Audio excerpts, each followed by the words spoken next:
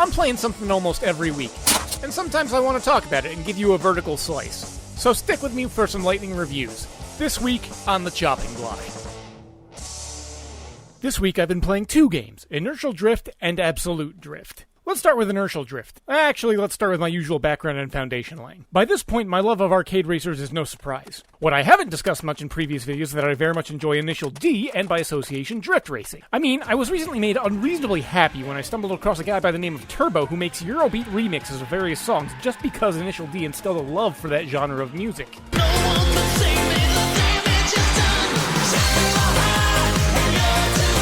With that in mind, if the game mentions that it's focused around drift racing, then not only do you have my interest, but now you have my attention. So, starting this twin drift review session, let's start with Inertial Drift by Pete Cuban Level 91. First impressions were good. Inertial Drift is heavily stylized and has an exaggerated neon-lit profile. Unfortunately, that's where the impressions start to bleed off. The story is presented with the usual new street racer here to prove themselves story format, with characters represented by static illustrations and dialogues given by text boxes. I tried investing, but soon found myself pressing the skip in the same way a Karen rings the service bell when she wants to speak to the manager. Gameplay fared slightly better, but quickly wore its charm and gimmick out.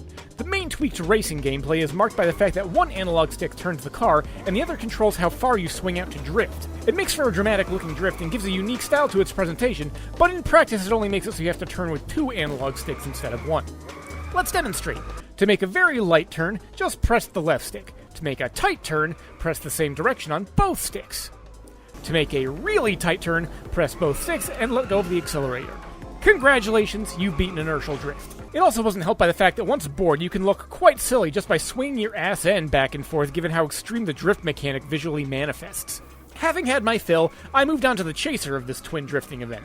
Absolute Drift by Fun Selector Labs, and my physical copy published by Limited Run, is a racing title in a very different vein. First of all, it's an isometric racer akin to RC Pro-Am. Secondly, it focuses only on you and your ability to control your car, and the car's physics and controls are much more complex and satisfying once you get the knack for it. This, however, won't be the easiest task for you. As I said before, the controls and physics make for a challenge in and of themselves, and anyone that's played a racing game with a drifting element that's anywhere remotely in the territory of realistic knows the subtleties of trying to find the right balance of braking, gas, inertia, and steering to make the perfect line mixed with the perfect drift.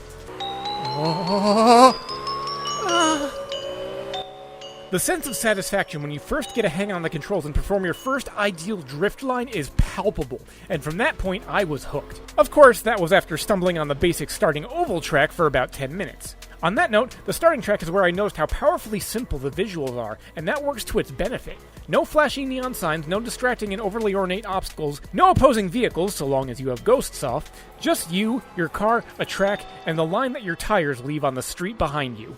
Once you get your rhythm, get a handle on the controls, and get into the zone, the experience becomes very zen. Oh, Absolute Drift Zen Edition. I get it now. That's aided by the rapid ability to just restart if you screw up on a particular level. And these levels are the main means of unlocking an open world that you navigate and explore to progress through the game. No story, no greater purpose, just you and drifting in a car. And it's beautiful. Not only is it beautiful though, but it's also incredibly addicting. On one of the days I was editing this, I went back to go and recapture some footage and decided I was just going to play for 5 minutes, and when I looked back at the clock, 4 hours had passed.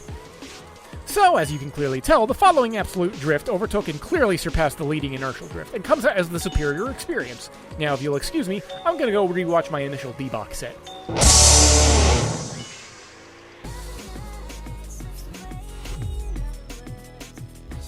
I get up to find my phone so I can look at eBay auctions, and I completely forgot that I'm reading the script off of my phone. I am dumb.